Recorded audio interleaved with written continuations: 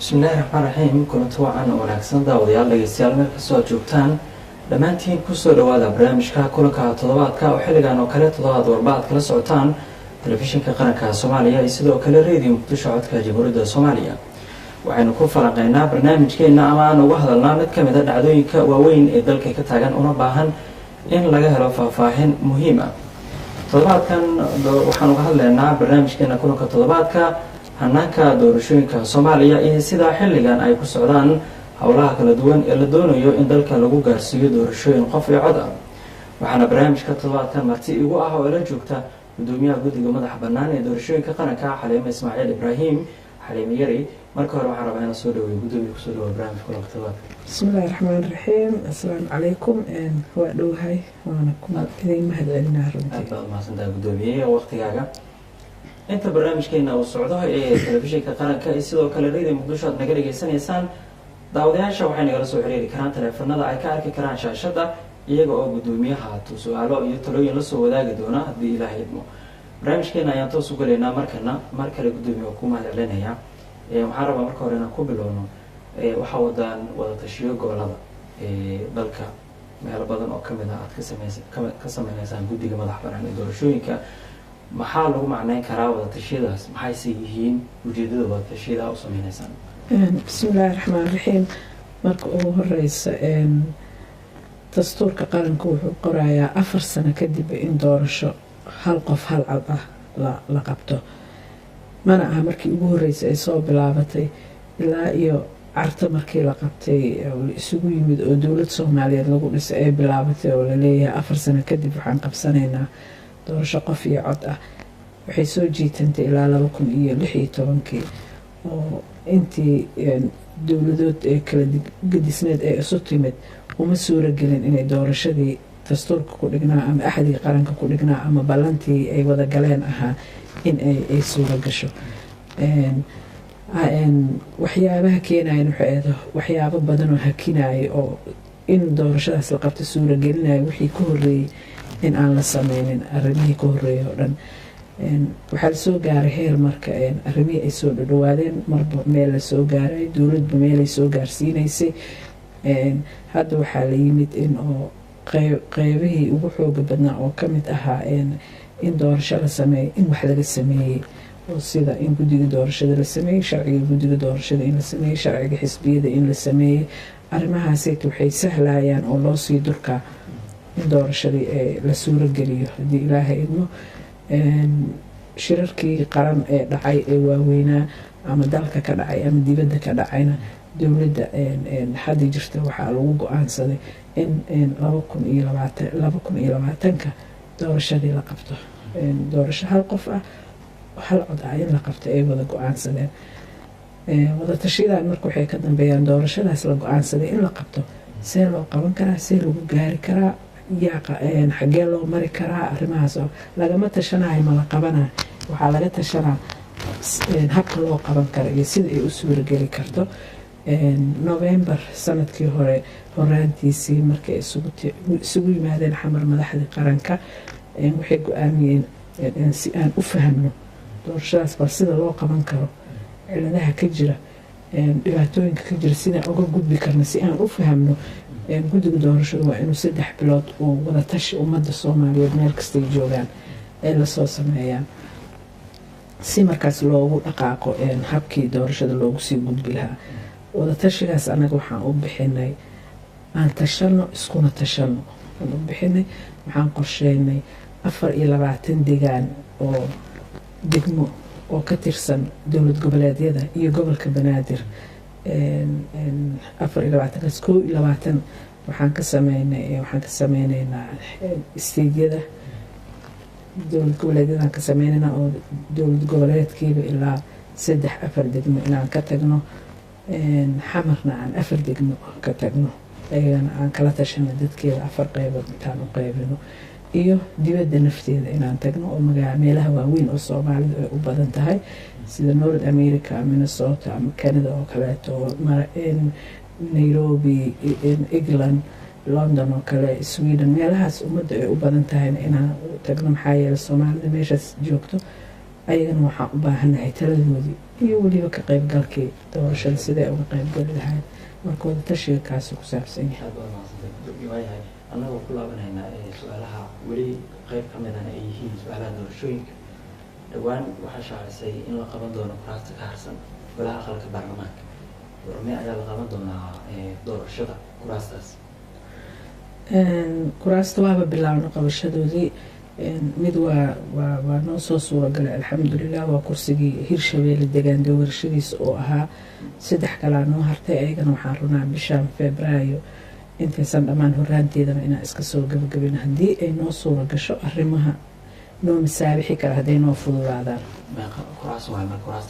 waa 3 waa kursi degaan doorashadiisa uu yahay jubbaland kursi kaloo degaan doorashadiisa uu yahay galmudug iyo kursi uu degaan doorashadiisa uu noqonayo xamar laakiin beelaha somalilan ay leeyihiin waayahay kursigii deegaan doorasho ee lagu qabtay hirshabeelle cabdulaahi maxamed cali sanbaloosh oo ka mid ahaa dadkii murashaxiinta uu tartamayay guddiga ayuu aada u jeediyey oo ku eedeynayay in faragelin doorasho ay ku sameeyeen heedaas maxaa ugu jawaabaysaan walaahi qof kastoo horta tartan haddii la galo qofna waa guuleystaa qofna waa laga guuleystaa ama kooxna waa guuleystaa ama kooxna waa laga guuleystaa markasta cidda guuldarada ay raacdo eed waa tirsadaan waa wax iska caadi oo nature ah oo bini aadanka iskaga abuuran laakiin annaka guddi waxaan nahay madax bannaan waxaana lagu eedeeyay faragelin dowladda ah sharcigeenaaba diidahaya inaan dowladda ay nasoo farageliso waa ka madax bannaannahay sida u dhacaayeen ummadda dhan oo soomaaliyeed u jeeday markaan doorashada sameynayna hadda ka hor waataan ku sheegay waxyaabo fududeeyaa jira ilaa waxaas fududeeya aan helnana ma qaban karno kuwaas ay ka mid yihiin ay ugu horeeyaanba dhaqaalihii lagu qaban lahaa dhaqaalahaas oo runtii aan bajetka guddiga ku jirin wax ka baxsan ah haddii waxa aysan bajetka ugu jirin waa fahmi kartaa dhibaatada ay leedahay iyo sida lagu helayo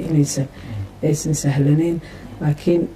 sidii aan u qabanay annaga waxaan isku dayeynay waxaan rajo ka leenahay 2020 inaan doorasho qabano marka ummadoo dhan waa noo jeedaa imtixaanaan ku jirnaa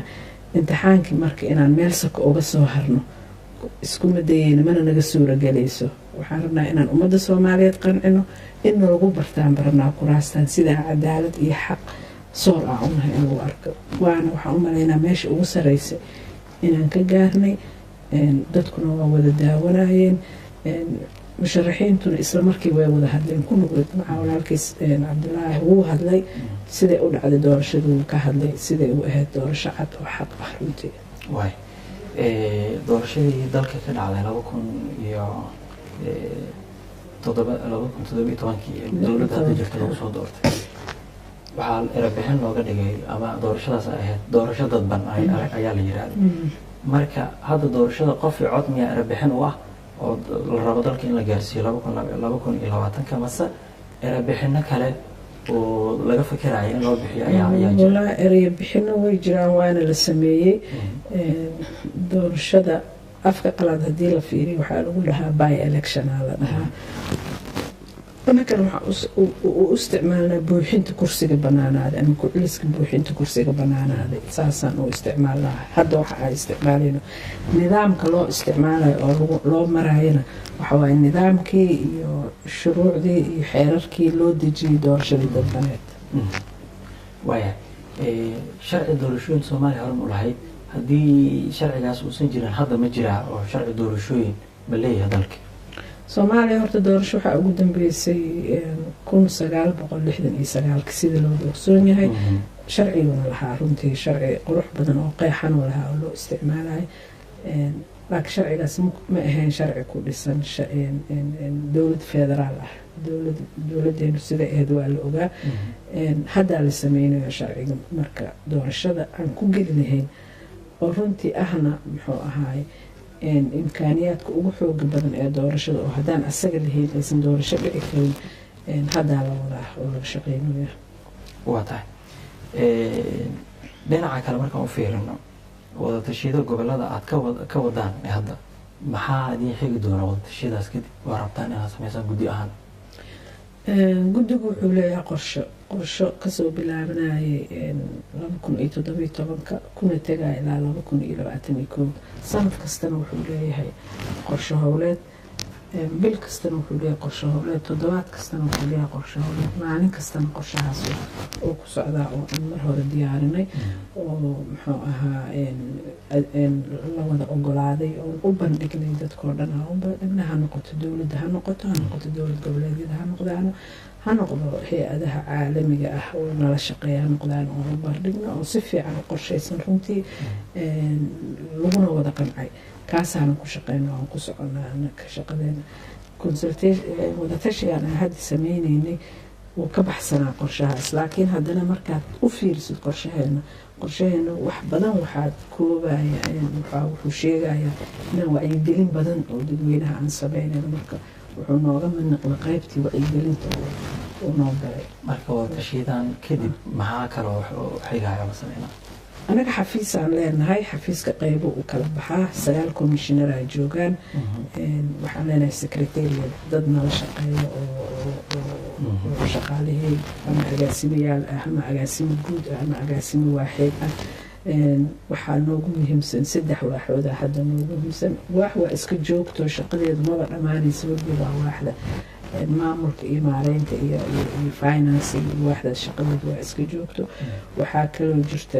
waaxda la yiraahdo wacyigelinta marka hadda si fiican aan u abuurnay shaqaale dhalinyarahan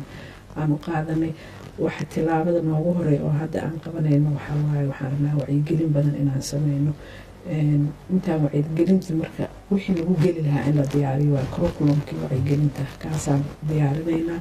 waxaan rabnaa wasaaradda waxbarashada inaan xiriir fiican aan yeelano waxaan rabnaa hadda in laga bilaabo iskoolada xataa in laga dhigo doorashadu maxay tahay maxay anfacaysaa xaqa qofku uu leeyahay xaqa lagu leeyahay inuu wax doorto maxay tahay waajibaadka saaran maxay tahay muxuu asaga xuquuq leeyahay doorashada xageena gaarsiinaysaa barnaamijyadaas oo adduunkao dhan iskoolaadkooda lagu dhigto in laga bilaabaan rabnaa iyo dadka saan u wacyigelinayn ama aan u wacyigelinayn inay noqdaan codbixiye oo ay isdiiwaangeliyaan waxyaabaha looga baahan yahay codbixiyaha shuruudaha codbixiyaha maxay codbixiye u noqonayaan maxay u voodayaan inaan dadka barno iyo wacyigelinta weyn oo iyadana dadkii in lagu baraarujiyo inay doorasho galaan maxaa yeelay dadkeenu doorasho ma yaqaanaan ma aysan arkin intooda badan intii aragtayna waxaa waaye waa hore ugu dambeysay doorashadiina waxyaaba badan oo cusubaan kusoo kordheen marka in arrimahaas la isbaro kaas waa kaas wax kaloo aada ulen waxaa waaxda sharci dejinta waaxdaas doorasho dhanba huwigeeda iyo dharkeeda waa shuruuc wax kasta waa inaad sharci iyo qaanuun iyo xeer ah u martid shuruuc waxaa jirta meelaha kale nooga xiran yihiin sida sharciga doorashooyinka oo kaleeto muxuu ahaa dib u eegis dastuurka oo doorashooyinka ay meelo badan ku leeyihiin sidii loo soo dedejin lahaa wasaaradda cadaaladda nafteeda maxkamadda dastuuriga in la sameeyo saa isula shaqeyn lahayn arrimaha meel kale nooga xiran tahay marka in la dabagalo oo lala socdo oo say u suurogeli lahayd dadka ka shaqeyn lahaa inaa helno iyo waxaa jira xeerar badan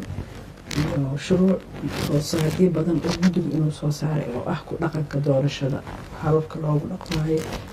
xisbiyada hababka ay u dhaqmayaan arrimahaas oo aada u tiro badan ayaguna inay soo saareen guddiga marka 2018 xoogga waxaan saaraynaa inaan soo dhammaystirno haddii ilaahay idmo shuruucdaas iyo waaxdii kale marka waxaa jirta arrimahan howlgelinta oo arrimihii doorashada oo ka shaqeynaysa waxa ugu weyn ee hadda ay bilaawday oo haddaba ay bilaawday oo ah inay daraasad ku samaysay habka noogu habboon ee aan ku samayn karno inaan diiwaan gelino codbixiyayaasha habab kala duwanaa jira mid biometric oo indhihii iyo fartii iyo wixii isa socdaa jira mid xaansha iyo qalinahaa jira mid isla maalinta lays dooranayo qofka la diiwaan gelinaa jira mid ka hor la diiwaan gelinaa jira kii noogu habboon annaka oo noo hagaagsan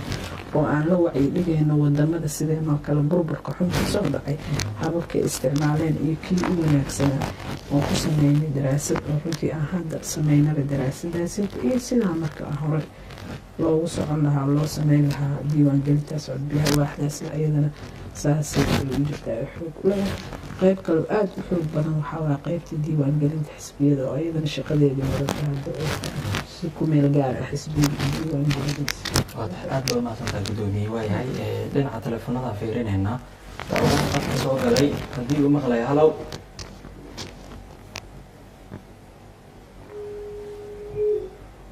halow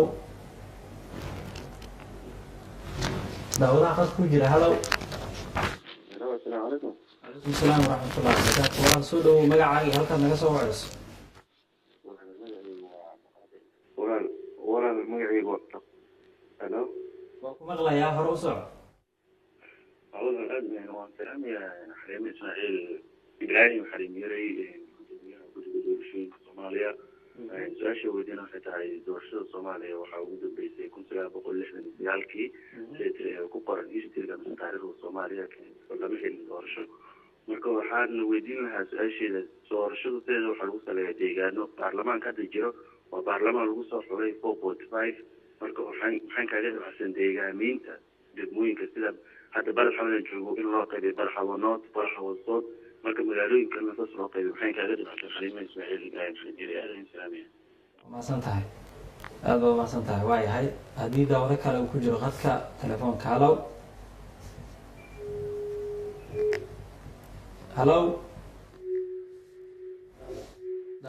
halow daawadaha qad ku jira السلام عليكم. وعليكم السلام ورحمة الله walaal magacaaga halkaad joogto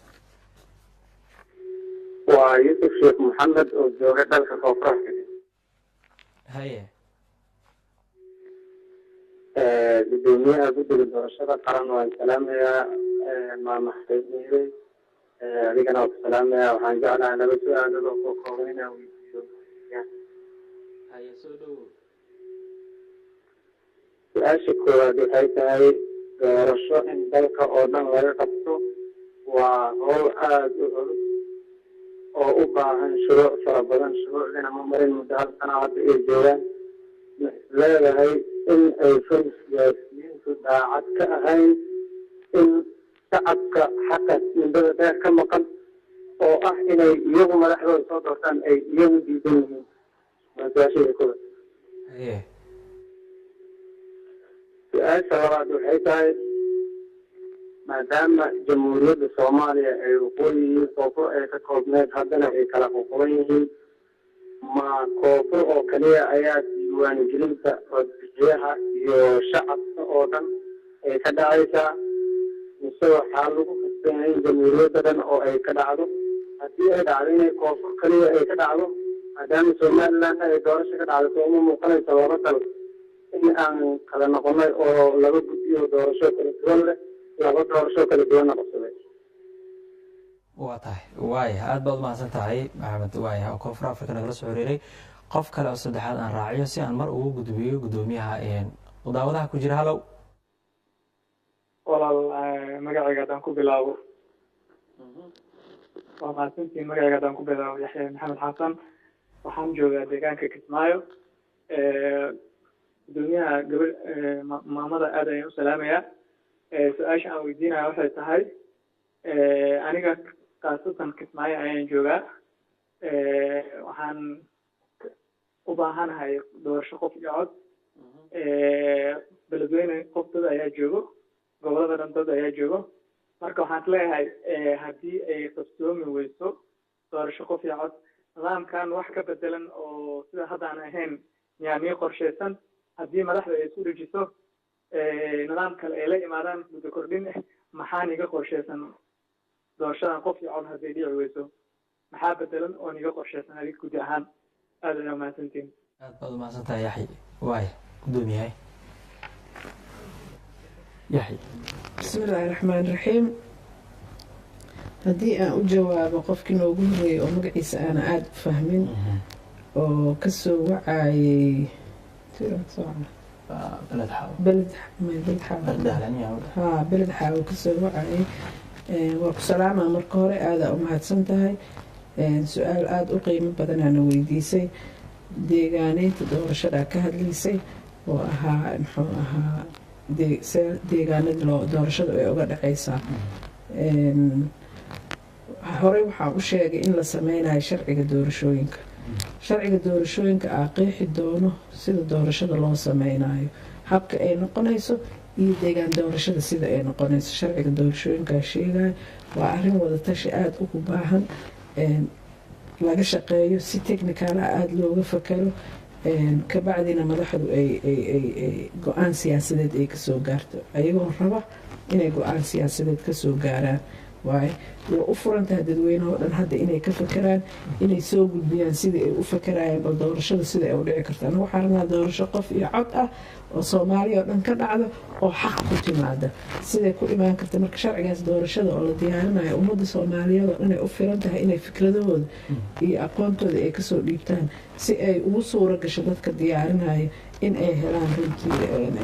waxyaabo laga maarmaan oo loo baahan yahay in ay helaan. laakiin mid ogow, dastuurkeena wuxuu dhigayaa doorasho hal qof iyo hal cod ah in la qabanayo, doorashadaasoo ku dhisnaan doonto xisbiyada siyaasadda, xisbiyada tirada badan ee siyaasadeed oo ku dhisan. marka kaas ah saldhig u ah marka. laakiin noocyada doorashadu waa tiro badan yihiin, habka degaaneed ee doorasho loo sameeyana way tiro badan yihiin. kuwa noogu fiican oo noogu habboon oo maanta ummadeenu ay isku raaci karto inaan kala soo dhex baxno waaye haddii ilaahay waayo su-aasha kale maxamed koonfur africa wuxuu weydiiyey inay tahay horta midda dambe waxay ahayd waqooyi iyo koonfur inay soomaali kale ahayd, doorashaduna siday ka noqon doontaa waqooyi iyo koonfur. waqooyi iyo koonfur arrimaha ka dhexeeya oo la rabay in laga heshiiyo doorashada keliya ma aha, waa arrimo badan, masiir siyaasadeed waaye. wadahadaladiina saa hadda la socotiin waa bilaawdeen, waana bilaabanayaan, waana la socodsiinayaan. wadahadaladaas wixii kasoo baxaana noo noqon doona annaka saldhig aan ku shaqeyno, ka hor waxba ma ka sheegi karno. laakiin sida noo qorshaysa waxaa waay soomaaliya oo dhan inay doorasho ka dhacdo. howl aada u ballaaran waayo oo aada u weyn. saa hore u sheegay markasta waa la madmi jiray, ma dhicin. wuxuna markasta waa laga cabsanaa haddii aan la bilaabin. haddii lagu jiro lama qaban karo lama bilaabi karo. hadda goormee la bilaabaa waayo si barafkaas derbiga oo loo jebiyo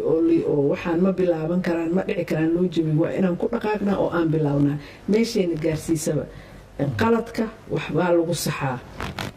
laakiin waa in la bilaabaa. ilaa carta inaan taagtaagnaana ma aha, lama bilaabi karo. 3 sano aa ka harsan doorashadii. 3daas sano wax badanaa la qaban karaa oo weyn oo tilaabo loo qaban karaa. marka waa inaan bilaabnaa, meeshayna gaarsiisa aan aragno oo qabanaa. dowladii hore madaxweynihii dowladii hore wuxuu saxeexay sharciga. wuxuu i weydiiyey maxamed xasan asna su-aal i weydiiyey. wuxuu yidhi haddii idiin suuroobi weyso oo carqalada ay yimaadaan, madaxda nafteeda ay ka hor yimaadaan,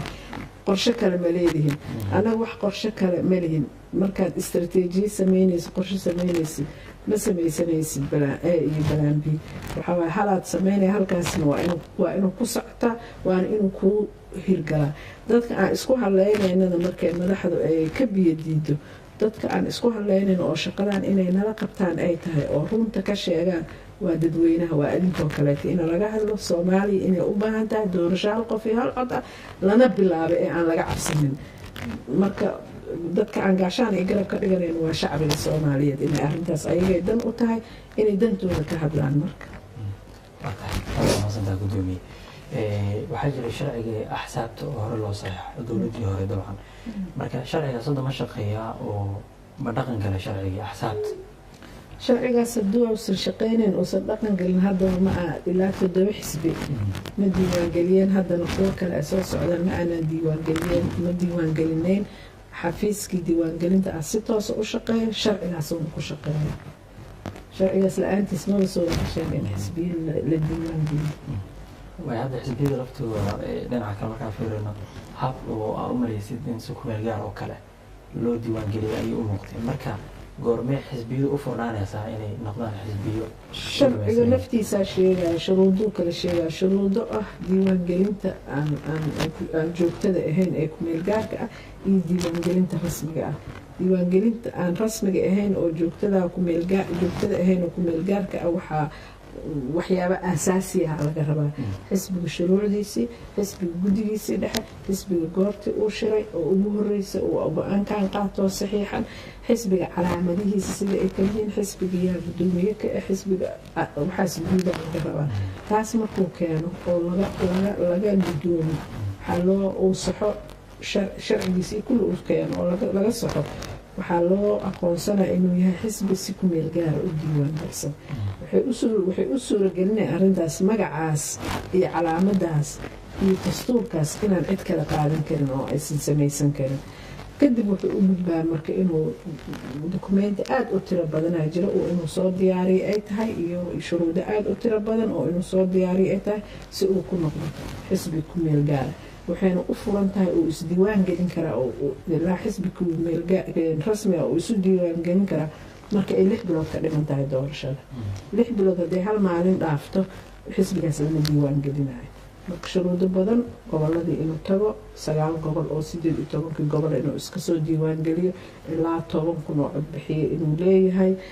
arrimahaas oo dhan laga sugaa hadii ilaahay labadaas qaybood ay kala tahay aad u mahadsantahay waaya daawadaha khadka ku jira hadda haddii uu maqlayo daawadahaas hallow asalaamu calaykum وعليكم السلام ورحمة الله وبركاته walaal soo dhowo magacaaga iyo halkaad ka soo hadlayso waa cabdiqani oo jooga dalka jarmalka gudoomiyaha doorashada waan salaamayaa markuu hore istiga dhammaan xalimeerey waxaan rabaa inaan weydiiyo sidaan ognahay soomaaliya qaybta koonfureed gobollo kamid ah waxaa maamulo nimankan sharwadayaasha ah yacni haysta dadaa ku nool sidee bay doorasho ugu qabsoomi kartaa dowladda maxaa ugu qorshaysan macnaha doorashooyinka maxaa ugu qorshaysan mustaqbalka siday doorashada uga qaybgeli karaan waxaan jeclahay su-aasha kale in la weydiiyey haddii doorasho qabsami weyso maxaa baleen b u ah oo yacni doorashadii dowladdii ka horeysa qabatay dadbaneed yacni ay soo qabatay maxaa ayaga baleen b u haddii doorasho qof cod iyo qof one man one vote ay gaari weyso marka waxaan u rajeynaynaa guulaa u rajeynaynaa laba gooro waxaan rajeynaynaa inaa qof iyo cod gaarto saasaan ku haweynaha way waa mahadsan tahay aada waa mahadsan tahay cabdiqani oo jarmalka cabdi aada u mahadsan tahay horta horeeto doorashada waxaa ogaataa adduunka kama degsana muxuu ahay nidaam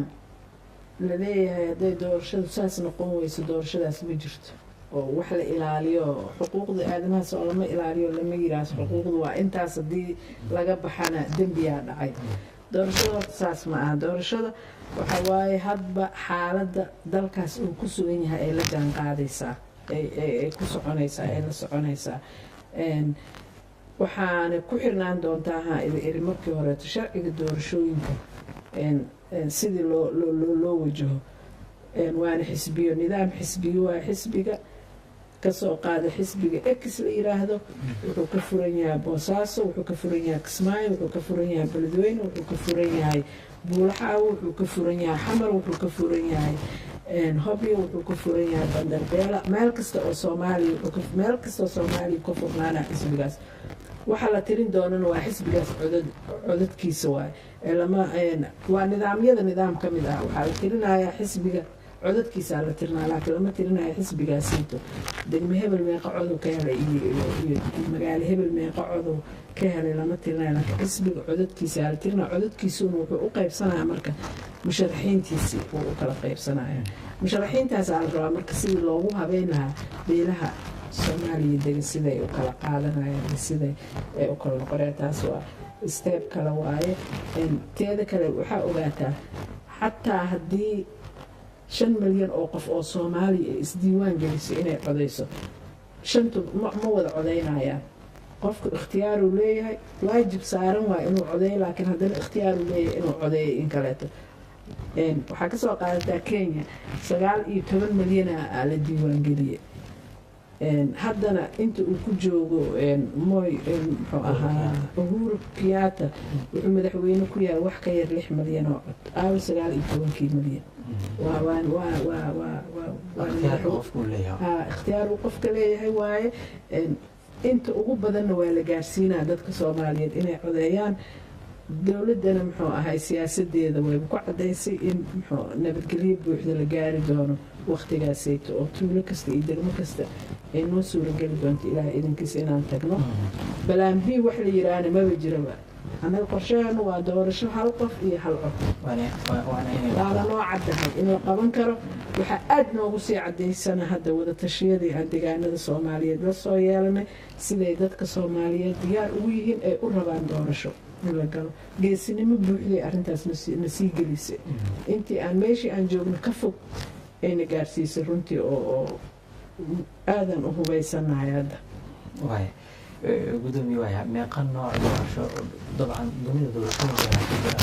oo dalal badan mataqaanaa sida soomaaliya soo marana doorashooyin baa ka dhacay marka meelo oo aad u tagteen kor joogto oo kale oo aad soo aragteen doorashooyinka ka dhacay oo aad is leedihiin soomaaliya doorashadan ayay u baahan tahay ma jirtaa daraasad badanaan sameynay ama inaan tagnay ama inaan akrinay oo ka doodnay oo shirarka yeelanay waxaa noo yimaadeen aqoon-yahano badanaa noo yimaadeen oo wadamo badan oo annaka naga sii daran ka shaqeeyey waxaana noo soo baxday kuwo badan oo hadda doorasho ka dhacday inay naga dhibaato badnaayeen naga cuslaayeen haddana ay suuro gashay inay doorasho ka dhacdo taasaana annaka runtii nagu qancisay in ay maanta soomaaliya geli karta doorasho hal qof iyo hal cod taasaa nagu qancisay horaan usoo aragnay waana derisnay dhowaan waxaa la kulantay gudoomiyaha cusub ee gobolka banaadir wax la xiriira doorashooyinka la rabo in gobolka banaadir mustaqbalka ay ka dhacaan ayaana laga hadlay muxuu ahaa kulankiina muhiimadiisa ugu weyn kulankeena muhiimadiisa ugu weyn wuxuu ahaa sida aan ula soo kulannay madaxda qaranka ee isteydyada waxaan la soo kulannay madaxdii puntland waxaan la soo kulannay madaxdii south west madaxweynayaashooda kulli waxaan la kulannay madaxweynaha jubbaland waxaan la kulannay madaxweynaha hirshabeelle galmudug madaxda sidaa waxaan kala shiraynay habka aan wada tashiga u samayn karno iyo habka aan uga gudbi karno nidaamkan doorashadan qabaliga ah ee aan uga gudbi karno doorashada hal qof iyo hal cod gobolka banaadirna wuxuu ka mid yahay meelaha ummadda dadka soomaaliyeed ugu tiro badan ay ku nool yihiin waxaan ka wada tashana habkii aan wada tashigaas u samayn lahayn iyo habkii aan uga wada shaqayn lahayn doorashadaasayto halka qof iyo halka cod ah gudi ahaan marka rajo intay la-eg ayaad ka qabtaan in doorashooyin qof cod soomaaliya ay ka dhacaan 2020 rajo weynaan ka qabnaa waxyaabaha ugu dhibaato badan ama caqabadaha doorashada hakin karana waxaa ka mid ah koow horta caqabada dhaqaalaha oo doorasho waa wax aada qaali u ah lacag aada u tiro badanaa ku baxda annaka plan ahaan qorshaheena waxaan qiyaasnay in ay ku baxayso 130 milyan oo doolar inay ku baxayso doorashada 2020 sidii lagu heli lahaa marka lacagtaasayta oo ah waxay tahay muxuu ahay haddii la waayo waa caqabad inaan ka shaqeyno waay sidii lagu heli lahaa ififaalaha hadda noo soo baxaayna runtii aaday u fiican yihin sababtoo ah dowladdeena intii aan ku aadinay sanadkan 2018 inay bixiyaan boqolkiiba 80 way ogolaadeen waa figures ahaan waa noo yaalaa waa jira waxay ku xirnaan doontaa sida dhaqaalo loo helo waa ififaale aad u qurxoon hay-adaha caalamiga ayagana sidoo kale waxaan ka codsanaynaa oo weydiisan doonaa waxa aan ka rabnay iyo inta ay naga bixinayaan iyo qarashkaas si ay uga qayb qaadanayaan meesha kaloo weyn oo aan rajada ka leenahay waxaa waaye si aan uga baxno nidaamkan 4.5ka iyo qabaliga ah ummadda soomaaliyeed inay ka qayb qaataan dhaqaalahaas waa dhaqaale ay ka qayb qaadan karaan waa dhaqaale ay isku xoreyn karaan waa dhaqaale ay ku suurogeli karaan inay wadanka ay doorasho ka dhacdo marka soomaali weynna waa ka sugaynaa sida noo kaalmana marka dhaqaaluhu waa caqabad ka mid ah midda kale waa nabadgelyada waa in doorashada lagu qabtaa si nabad ah in loo qabtaa hay-adaha dowladda ee nabadgelyada qaabilsan iyo ummadda soomaaliyeed oo wadi jirana waa inay ka wada shaqeeyaan nabadgelyadaasayto oo aan ku shaqeynaa midda ugu weyn oo ugu muhiimsan oo caqabad noqon karta waxaa waaye rabitaanka dadka iyo madaxdooda haddii madaxdii ay ku heshiin weyso nidaam siyaasadeed oo doorashada aan ku galno ayadana caqabad kaley noqonaysaa marka ayadana waxaan ka shaqeynaynaa taasna si fiican in loo dirso habka doorashada aan u rabno qaabka uu noqonayo nidaamka uu noqonayo kadibna lagala tashto madaxda dadweynuhuna fikradahooda kasoo bixiyaan kadibna rabitaan wax la wada raba inay waay in kastoo doorashada muddo 3 sano ay ka harsantahay haddana sanadkan 2018 bilowga guddiga maxaa u qorshaysan sanadkan uu fuliyo qorshihiisa sanadkan horena waa kuugu sheegay arrimaha shuruucda oo dhan inaan iska dhammayno oon soo koodno oo wax sharci ah uusan nagu harsan weliba inta badan waxaan qorsheynaynaa ilaa sanadka bartaamihiisa juun ama julaay aan soo dhammaystirno in aan diyaarino wacyigelintii dhan oo dadkii wacyigelintii inaan diyaarino in aan diyaarino habkii aan u diiwaangelin lahayn codbixiyayaasha in aan iska dhammaystirno xisbiyada iyo nidaamkooda intaasaa noo qorshaysan shaqo aada bulusaa noo qorshaysan sanadkan shaqadan haddaanan sanadkan 18 aanan shaqooyinkaas qabanin waxaa waay kuma fikeri karna inaan doorasho aadno waaya marka guddi ahaan midii muuqataa daraasadaha samayseen markii la fiirisiin in dadku aada u fahmeen doorashada micnaha doorasho in dalka uu gaaro dadka hadda markaan tagno dadku waa aweer laakiin waxaa dhiman fahmid badan marka shaqada la galaayo habka lagu galaayo iyo waxa looga baahan yahay wax la qabanayo iyo mas-uuliyaddooda waxay tahay iyo waxay u baahan tahay wacyigelin badan oo inaan ka shaqeyna ay tahay marka wada shaqeynaana sugaysa waqtiga inaan ka faa'iidaysanaana sugaysa oo saacad iyo daqiiqad inaan uga faa'iidaysano si aan u suuragelino waxa aan aaminsanahay una ballanqaadno ummadda si aan u suuragelino oo inaan shaqada aaminaa waa inaan qabanaa hawsha waay guddiga markaa adiga guddoomiyaha u tahay dadweynaha soomaaliyeed ee la rabo mustaqbalka in iyagu ay doortaan madaxdoodii maxaa guddigu kula talinayaa dadweynaha wuxuu kula tala marka ugu horeysa waxaan u sheegaynaa dadweynaha magaalo madaxyada inaan ka furi doono xafiisyo oo guddiga doorashada ah xafiisyadaas waxaa u yeelayna waxaan usii dhawaaneynaa shacbigaan usii dhawaaneynaa shaqadiiaan marka bilaabeynaa waxaan kula talinaa marka in ay u diyaargaroobaan shaqadaas inay nala shaqeeyaan inay daraasadda wax nagala sameeyaan inay fikradahooda naga soo dharjiyaan oo na soo cabsiyaan si aan iskugu duulno oo wixii nuxura oo howlgal lagu qaban kara aan aruurino waxaan kaloo dadweynaha u sheegayaa inay naga caawiyaan muxuu ahay dhanka dhaqaalaha culus ee la rabo in doorashadaas lagu qabto waxaan kaloo dadka u sheegaa oo ugu